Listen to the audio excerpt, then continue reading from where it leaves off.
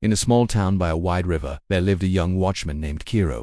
He wasn't strong like the guards at the gate, and he didn't wear shiny armor. But every night, when the town slept, Kiro walked the walls with a lantern in his hand. He checked the locks, he watched the river, he listened for anything unusual. People rarely noticed him, but they slept peacefully because he was there. At the center of the town stood a tall grain tower. Inside it was the town's emergency supply. Not for market days, not for festivals, only for drought, flood, or war. One evening the mayor called Kiro inside. He showed him a narrow staircase that led to a hidden storage room beneath the tower. "Only a few of us know about this," the mayor said quietly. "You will guard it at night. No one must know where the extra grain is kept." Kiro nodded. He took the duty seriously. For months he did his job perfectly. He walked the walls, he checked the tower.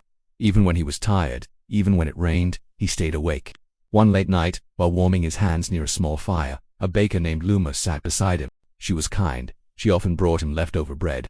"You never sleep," she said gently. "You must be exhausted." Kiro smiled.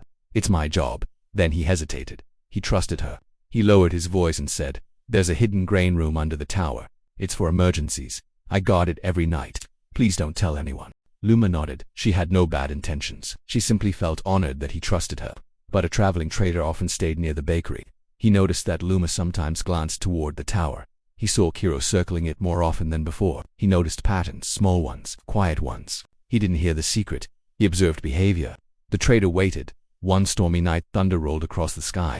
Kiro was called to help secure a loose gate on the far side of town. For a short time, the tower stood unwatched. The trader moved quickly. He found the hidden stair. He took only a little grain, not enough to be obvious. He returned again weeks later, and again, always careful, always patient. Months passed. Then a long drought came. The river shrank, crops failed.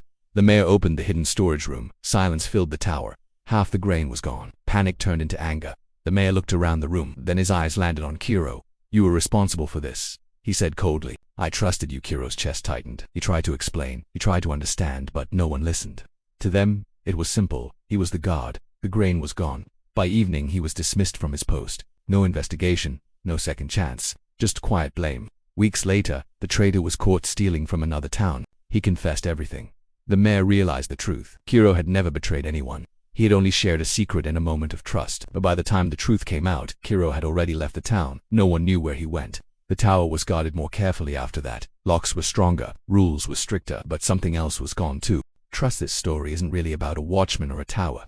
It's about how easily responsibility can fall on the loyal one, how a single careless moment can ripple outward, and how sometimes the person who tried the hardest is the one blamed the fastest. Not everyone who hears your truth knows how to protect it.